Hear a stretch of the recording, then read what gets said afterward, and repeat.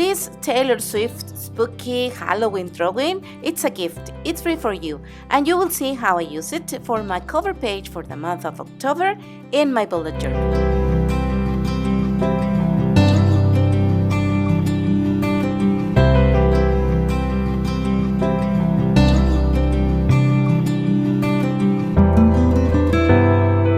Hi everyone, my name is Mage.